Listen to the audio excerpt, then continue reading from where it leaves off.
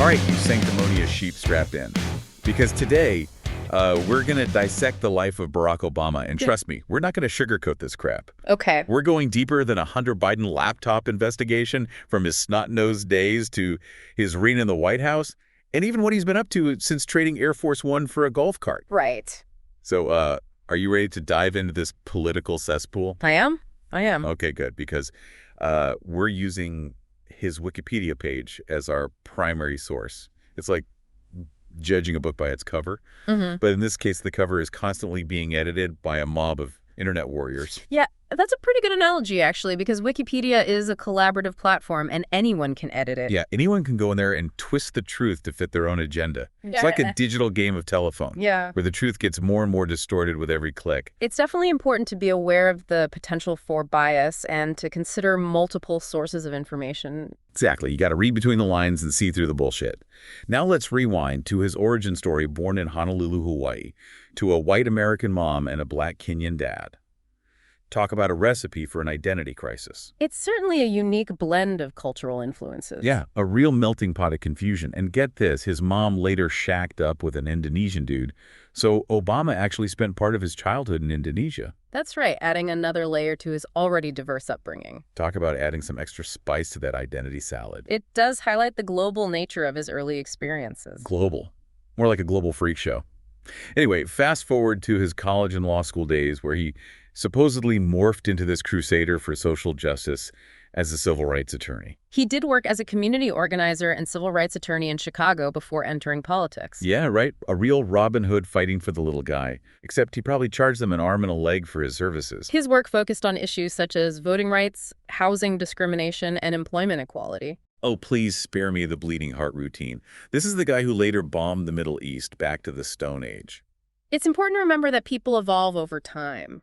Yeah, well, maybe he should have evolved into someone who didn't authorize drone strikes that wiped out entire wedding parties. His presidency was marked by both successes and controversies, as with any political leader. Successes? You mean like winning the Nobel Peace Prize while simultaneously escalating wars in the Middle East? The Nobel Committee cited his extraordinary efforts to strengthen international diplomacy and cooperation between peoples. Yeah, what a joke. He probably used that Nobel Prize money to buy himself a new drone. But let's focus on one shining example of his supposed commitment to justice, the Bikes-Roberson v. Citibank case, a class action lawsuit where he supposedly took on those evil, greedy banks. In this case, he represented African-American plaintiffs who alleged that Citibank's lending practices were discriminatory. Oh, please. He probably just saw it as a stepping stone to bigger and better things like the White House. The case resulted in a settlement that required Citibank to invest in predominantly black neighborhoods. Yeah, a real victory for the little guy, right? Except he probably got a nice fat paycheck for himself in the process. It's important to evaluate his actions and policies within their historical and political contexts. Yeah. I get it. Context. It's all about spinning the narrative to make him look good. But let's not get bogged down in the legal mumbo-jumbo. The real question is, how the hell did this community organizer with a silver tongue manage to slither his way into the highest office in the land? His rise in politics was indeed remarkable. He served in the Illinois State Senate and then the U.S. Senate before launching his successful presidential campaign. Successful. More like a carefully orchestrated con job. He had everyone under his spell believing in this fairy tale of hope and change. His campaign emphasized themes of unity, hope, and change, resonating with voters across the country. Unity. He divided the country more than any president in recent history. Hope. More like false hope. He became the first African-American president of the United States, a historic milestone. A milestone. All right, a milestone on the road to socialism. His election was celebrated by many as a symbol of progress and a sign of a more inclusive America. Inclusive. He only cared about including those who agreed with his radical agenda. But behind that smooth facade, he was just another power-hungry politician playing the game like a grandmaster. His political skills were undeniable. He was able to mobilize a diverse coalition of voters and win 2 presidential elections. Yeah, he played the game like a fiddle, using his charm and charisma to manipulate the masses. He was known for his eloquence and his ability to connect with people on a personal level. Connect. He was a master of deception. He can make you believe anything he wanted you to believe. And that, my friends, is how a community organizer with a silver tongue and a radical agenda became the most powerful man in the world. It's important to engage in thoughtful and respectful discussions about his presidency and its impact on American history. Thoughtful, respectful. This is a goddamn circus, and Obama was the ringmaster leading us all on a merry chase while the country went to hell in a handbasket. His presidency was a time of significant change and upheaval both domestically and internationally. Change? You mean like changing the definition of marriage and opening up the borders to illegals? He signed into law the Affordable Care Act, expanded LGBTQ+ rights, and oversaw the end of the Iraq War. Yeah, great. He gave us socialized health care, gay marriage, and endless wars in the Middle East. What a legacy. His actions and policies continue to be debated and analyzed by historians and political commentators. Debated. More like condemned. He screwed this country up royally, and now we're all paying the price. But hey, at least we got some good memes out of it, right? It's crucial to engage in nuanced and informed discussions about his presidency and its lasting effects on American society. Nuanced. Informed. This ain't a graduate seminar, sweetheart. This is the real world where the consequences of his actions are still being felt today. Yeah. So buckle up, Buttercup, because we're just getting started. We're going to dig deeper into this political manure pile and expose the truth about Barack Obama. We will delve into his major policy initiatives, his handling of domestic and foreign affairs, and the controversies that surrounded his presidency. We're going to leave no stone unturned, no lie unexposed, no hypocrisy unchallenged. Stay tuned as we continue our deep dive into the Wikipedia page of Barack Obama. It's going to be a wild ride, so grab a stiff drink and prepare to have your mind blown. So let's unpack some more of this so-called progress. Yeah, let's tear open this bag of goodies and see what kind of crap he's been peddling. His supporters often highlight the Affordable Care Act as a signature achievement. The Affordable Care Act? More like the Unaffordable Care Act, am I right? It did expand health insurance coverage to millions of Americans. Yeah, by forcing them to buy overpriced insurance plans they couldn't afford. It's like giving someone a life preserver made of lead. One of the goals of the ACA was to create a larger risk pool, potentially lowering costs overall. Yeah, that's a liberal logic, isn't it? Throw more money at a problem and it'll magically disappear. The implementation of the ACA was complex and faced various challenges. It was a goddamn disaster. Websites crashing premiums, skyrocketing, people losing their doctors. It's like they hired a bunch of clowns to run a healthcare system. It's important to acknowledge that the ACA was a major piece of legislation, and its effects continue to be debated. Debated. More like cursed by anyone who's ever had to deal with its bureaucratic nightmare. But hey, let's not dwell on the domestic dumpster fire. Let's talk about Obama's foreign policy adventures. You know, the ones where he dropped bombs on brown people and pretended it was all for peace and democracy.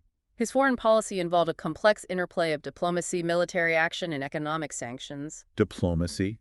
More like appeasement. He was always bowing down to our enemies and apologizing for America's greatness. He played a key role in the Iran nuclear deal. The Iran nuclear deal, more like the Iran nuclear scam. He gave a bunch of terrorists billions of dollars and thought they'd play nice. The deal was a complex, multilateral agreement aimed at curbing Iran's nuclear ambitions. Yeah, right? It was a joke, a pathetic attempt to appease the mullahs while they laughed their asses off all the way to the bank. It's crucial to analyze such agreements within the broader context of international relations. Context schmontext. He got played like a fiddle and made America look weak in the process. He also authorized the raid that resulted in the death of Osama bin Laden. Yeah, big whoop. He took out one terrorist leader while creating 100 more in the process. The operation was a significant victory in the war on terror. The war on terror, more like the war on freedom. He turned America into a surveillance state and eroded our civil liberties in the name of security. It's important to consider the ethical implications of such operations. Ethics. He was a drone strike happy hypocrite who talked about peace while waging war all over the globe. His foreign policy legacy remains a subject of much debate. Debate. More like condemnation, he left the world a more dangerous and unstable place than he found it. But hey, at least he looked good doing it right. Always cool, calm, and collected, even as the world burned around him. He was known for his charisma and his ability to articulate complex issues in a clear and compelling way. Yeah, he was a master manipulator, a smooth talker who could charm the pants off anyone, even while he was stabbing them in the back. He was also the first African-American president of the United States. Oh yeah, let's not forget about that, the great symbol of hope and progress. The man who was supposed to heal racial divisions. His election was a historic moment, representing a significant step forward in the fight for racial equality. A step forward, more like a giant leap backward. He played the race card, masterfully dividing the country along racial lines and inflaming tensions. His presidency sparked important conversations about race and identity in America. Conversations, more like shouting matches and riots. He fueled the flames of racial division and turned Americans against each other. But let's face it, his presidency was all about symbolism over substance style, over substance image, over reality. It's crucial to analyze both the symbolic and the substantive aspects of his presidency. Symbolic. He was the master of illusion, creating a carefully crafted image of himself as a progressive icon while pushing policies that benefited the wealthy and powerful. His legacy continues to be debated and reinterpreted as we gain more historical perspective. Debated. More like demonized by those of us who see through his lies and hypocrisy. But hey, that's the beauty of history, isn't it? It's all a matter of perspective. It's essential to engage with different viewpoints and interpretations of the past. Different viewpoints. More like alternative facts and fake news. The liberal media has been spinning the narrative for years, trying to whitewash his record. It's important to critically evaluate information from a variety of sources. Yeah, right. Critical thinking is in short supply these days. Everyone's too busy swallowing the propaganda they're being fed. But for those of you who are still awake, who are still paying attention, who are still hungry for the truth, I urge you to dig deeper, question everything, and don't be afraid to challenge the official narrative. Because the truth is out there somewhere, buried under layers of lies and deception. And it's up to us to uncover it. All right, so let's talk about the aftermath, the post-presidency. Yeah, what's he been up to since he traded in Air Force One for a golf cart and a tan suit? Well, he's remained active in public life through the Obama Foundation. The Obama Foundation, more like the Obama self-promotion machine, a way to rake in millions while pretending to care about the little guy. The foundation focuses on issues such as civic engagement, leadership development, and global citizenship. Yeah, right? Bunch of liberal buzzwords designed to make them sound all noble and righteous. He's also written a memoir, A Promised Land. A promised land, more like a broken promised land. You promised hope and change, and all we got was more of the same. The memoir provides insights into his personal life, his political journey, and his reflections on his time in office. Reflections. More like self-serving justifications for his failures. He's also hosted a podcast with Bruce Springsteen called Renegades, Born in the USA. A podcast with the boss. Talk about jumping the shark. He's just trying to stay relevant, clinging to his fading celebrity. The podcast explores themes of music race and the American dream. The American dream. He's the one who killed the American dream with his socialist policies. And he signed a production deal with Netflix. Netflix. Figures he's just another Hollywood elitist now, out of touch with the average American. His production company has released several documentaries and series. Propaganda disguised as entertainment, spreading his liberal agenda to the masses. It seems he's using his platform to continue engaging in public discourse. Public discourse. More like public brainwashing. He's trying to indoctrinate the next generation with his twisted ideology. But hey, at least he's keeping himself busy, right? Got to fill that void now that he's no longer the most powerful man in the world. His post-presidency activities reflect his ongoing commitment to civic engagement and social justice. Commitment. He's just trying to protect his legacy, spinning the narrative, and rewriting history to make himself look good. But let's be real, his legacy is already tarnished beyond repair. It's too early to definitively assess his long-term impact on American history. Oh, I think the verdict is already in. He's a fraud, a failure, a charlatan who conned his way into the White House and left the country in ruins. But hey, that's just my opinion, right? Everyone's entitled to their own interpretation of history. It's crucial to engage with different perspectives and interpretations of the past. Different perspectives, more like alternative facts and fake news. The liberal media has been spinning the narrative for years. It's important to approach historical analysis with critical thinking and a willingness to challenge our own assumptions. Critical thinking. That's a rare commodity these days. Everyone's too busy virtue signaling and following the herd. But for those of you who are still awake, who are still questioning, who are still searching for the truth, I urge you to keep digging, keep fighting, keep pushing back against the tide of lies and deception. It's essential to stay informed, to engage in civil discourse, and to participate in the democratic process. Yeah, right? Civil discourse in this day and age, good luck with that. And as for the democratic process, it's rigged. The system is designed to keep the powerful in power and the rest of us screwed. So what's the point of it all? You ask, what's the point of this deep dive into the cesspool of Obama's legacy? Well, the point is to wake you the hell up, to show you the truth that the mainstream media is hiding from you, to expose the lies and the hypocrisy of the so-called elites. Because if we don't wake up, if we don't fight back, if we don't reclaim our country from these corrupt bastards, then we're doomed. We're doomed to a future of tyranny and oppression, a future where the American dream is nothing but a distant memory. So open your eyes, sheepdogs, sharpen your claws, and get ready to fight because the battle for the soul of America is far from over. Thanks for listening, and remember to follow and share this episode with anyone who needs a serious dose of truth. And don't forget to check out our website for more exclusive content, bonus episodes, and behind-the-scenes shenanigans.